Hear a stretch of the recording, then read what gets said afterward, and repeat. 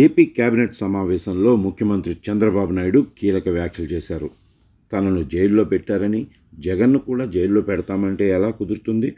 అది కరెక్ట్ కాదు కదా అని మంత్రులతో సీఎం అన్నారు. బుధవారం సచివాలయంలో సీఎం చంద్రబాబు అధ్యక్షతన కేబినెట్ సమావేశం జరిగింది.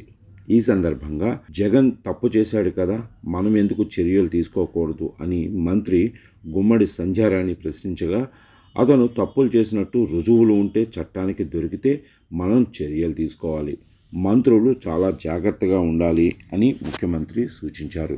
ఇది వరకు నేరస్తులు ప్రభుత్వానికి భయపడి వెళ్ళిపోయేవారని, ఇప్పుడు మనం నేరస్తులతో రాజకీయం చేయాల్సిన పరిస్థితి ఏర్పడిందన్నారు. నేరం చేసి మళ్లీ ప్రభుత్వంపైనే నిందలు వేసే పరిస్థితి నేడు నెలకొని ఉందని తెలిపారు. గంజాయి బ్యాచ్ నేరాలు చేసిందని, తప్పులు చేసి తిరిగి ప్రభుత్వంపైనే నెడుతున్నారని మండిపడ్డారు.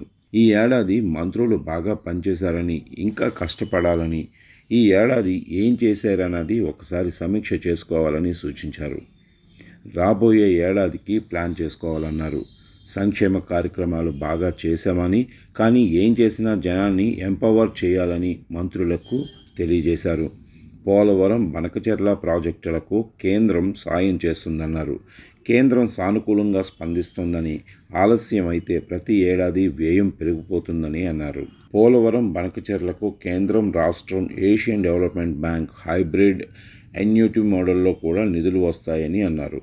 క్వాంటమ్ వ్యాలీని చేయాలని, 2026 జనవరి నాటికి కార్యరూపం తీసుకురావాలని వెల్లడించారు.